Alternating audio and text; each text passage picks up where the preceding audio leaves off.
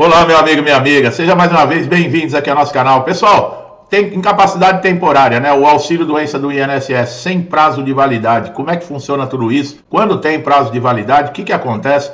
Nós vamos tirar todas as dúvidas aqui e detalhar para você como funciona tudo isso. O auxílio doença é concedido pela primeira vez e o segurado ele pode recebê-lo por um período variável, tá? Que será determinado aí com base na avaliação da incapacidade para o trabalho. O tempo inicial de concessão do benefício depende diretamente do resultado da perícia médica do INSS, que analisa o estado de saúde do segurado, a gravidade da doença ou da lesão e a previsão de recuperação. Depende exclusivamente do perito, tá, pessoal? Quando fala que ele faz uma avaliação, é muito poucos peritos que fazem, tá? Geralmente, ele aprova, por exemplo, se tiver com a documentação completa, algo que chamou a atenção, mas em geral ele concede o auxílio doença aí por um período específico que pode variar de 30 a 120 dias ou mais, dependendo do caso, mas sem um limite fixado e estabelecido de forma direta. Isso quer dizer que você pode ser convocado a qualquer momento, tá, para passar novamente por perícia para avaliar, no caso aí, a sua incapacidade.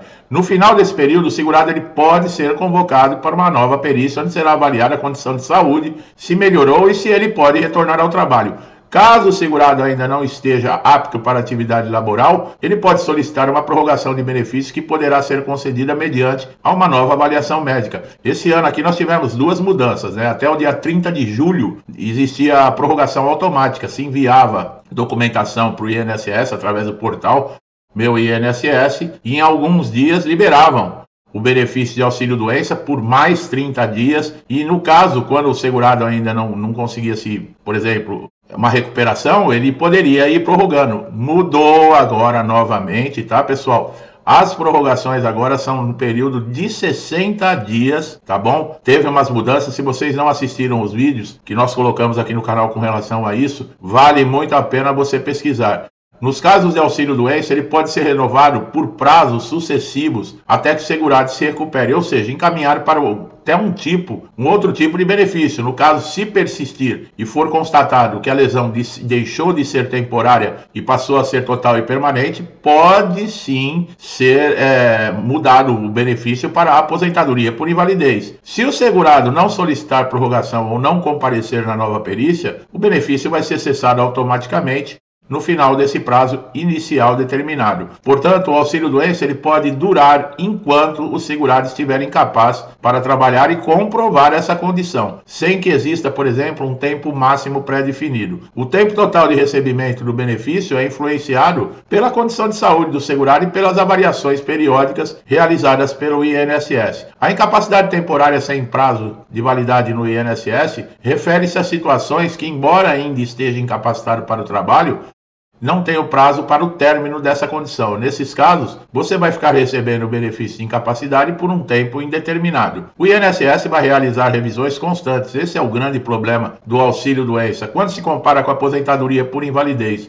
Pessoal, mas a aposentadoria por invalidez, ela também é chamada para revisões. Sim, mas a aposentadoria por invalidez, ela engloba não somente a incapacidade, pessoal. Existem outros fatores. Por exemplo, quem está desempregado recebe aposentadoria por invalidez. Vamos lá, teve um problema e se aposentou, estava no período de graça. Essa pessoa passou anos aposentado por invalidez. E muitos só têm essa fonte de renda. E o que acontece? Você vai dar alta para uma pessoa dessa. Você coloca em risco, inclusive, a subsistência dessa pessoa. Então, vocês podem ver pelo pente fino agora em 2024. O auxílio-doença, que é a incapacidade temporária, foi convocado junto com o BPC, né, que é as pessoas que têm deficiência, que recebem o benefício de prestação continuada, e a aposentadoria por invalidez não foi o público-alvo esse ano dessas perícias de revisão de benefício. Isso mostra por quê? O auxílio-doença, ele é o benefício mais pedido do INSS, também é o mais negado, tanto no INSS como na Justiça, é o que tem mais processos, e ele exige uma revisão periódica do benefício. Esse segurado que está de auxílio-doença, sempre tem que estar renovando a documentação, sempre deixando tudo atualizado, porque é uma constante, né? O que caracteriza, por exemplo, a ausência de prazo é a natureza da doença. né, a condição que impede o segurado de retornar ao trabalho. Muitas vezes são doenças crônicas, de longos tratamentos ou condições de saúde que demandam acompanhamento médico por períodos bem extensos. Quer dizer, é complicado num caso como esse. Vamos colocar, antigamente, se você ficasse 2 anos afastado de auxílio-doença, o próprio INSS ele já fazia a conversão para aposentadoria por invalidez. É que muita coisa mudou, né? Principalmente depois da reforma da Previdência. A aposentadoria por invalidez, ela também se tornou um benefício complicado com relação a cálculos. Por exemplo, você está de auxílio-doença, você está recebendo uma média aí de 91% daquilo que você recebia enquanto você estava na ativa. Se caso mudar para aposentadoria por invalidez, cai para 60% a média, porque mudou os cálculos.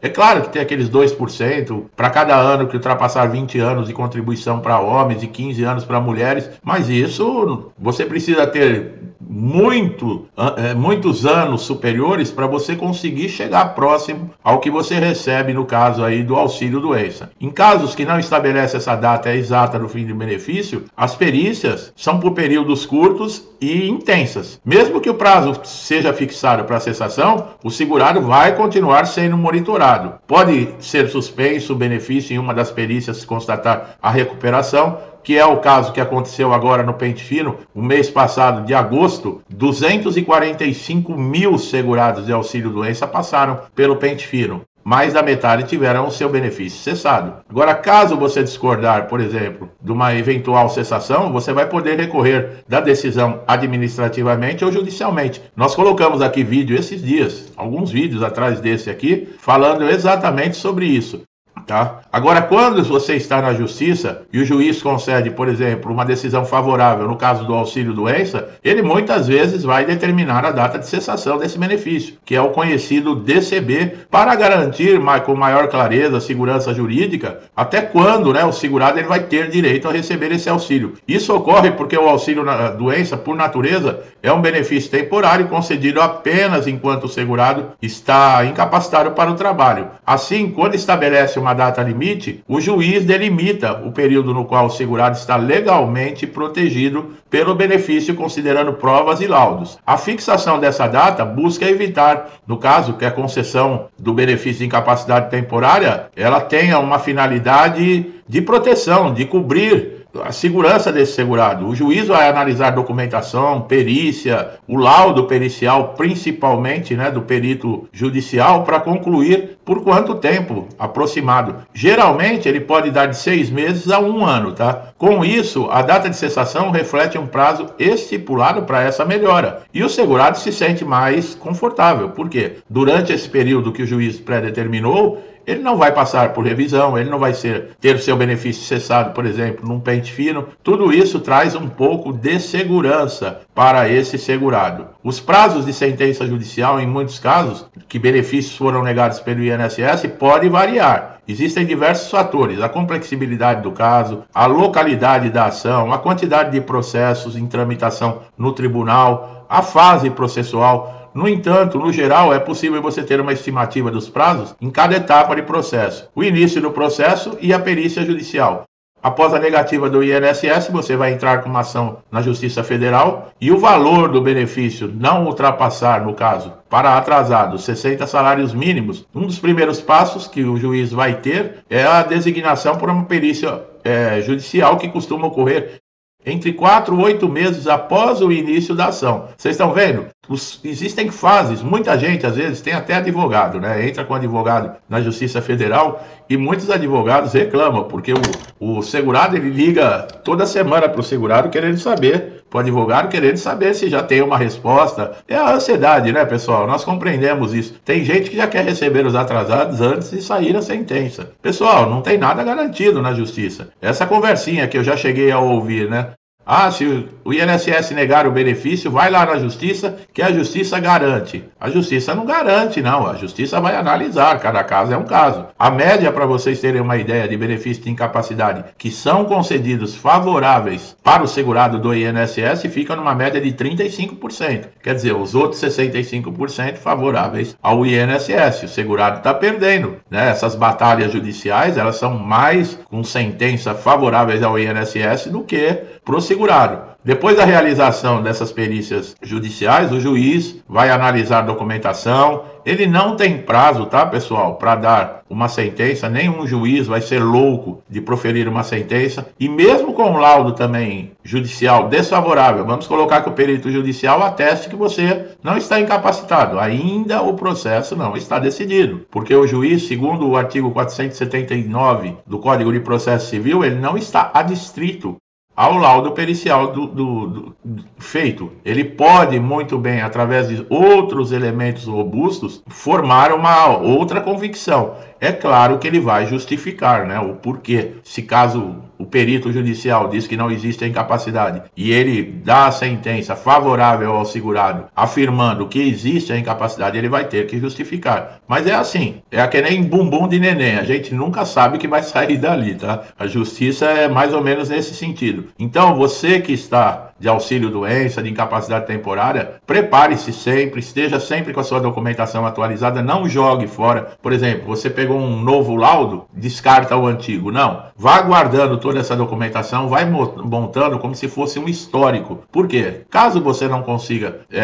a concessão do benefício no INSS, essa documentação vai servir exatamente para você apresentar na justiça. Isso vai demonstrar que você já vem de um longo período buscando seus direitos, que você já está incapacitado há um bom tempo. Guarde relatórios, tratamentos, chapas de raio-x, receituários médicos, inclusive os indeferimentos, as cartas de indeferimento do INSS. Guarde tudo que você puder. Passou pelo médico do SUS, ele deu uma receita, guarde a receita, guarde tudo. Você precisa apresentar isso na justiça. Quanto mais elementos você apresentar, mais robusta aí é a sua alegação, tá bom? Quem está chegando a primeira vez aqui no canal, fique à vontade para assistir todos os nossos conteúdos. São conteúdos muito importantes, atualizados, com assuntos muito relevantes. E nós vamos ajudar você a entender o que é essa máquina, né, INSS, tirar as suas dúvidas, trazer esclarecimento, lhe dar conhecimento para você ter mais facilidade para lidar aí com situações difíceis, tá bom? Então, se gostou da maneira que nós trazemos o vídeo, não deixe de dar um like, vai fortalecer aqui o meu trabalho. Se inscreva no canal, ative o sininho de notificação para você ser beneficiado sempre em primeira mão com conteúdos relevantes, atualizados, e pode ser aquela informação que está aguardando, você está aguardando para se livrar daquele problema que você não consegue resolver no INSS ou mesmo tirar uma dúvida. Compartilhe esse vídeo com família, parente, vizinho, amigo, ou indique o canal para essas pessoas que você conhece, que você quer bem. Essas pessoas precisam dessas informações para também se tranquilizarem, para saberem o que devem fazer, tá bom? Então se inscreva agora, ative o sininho.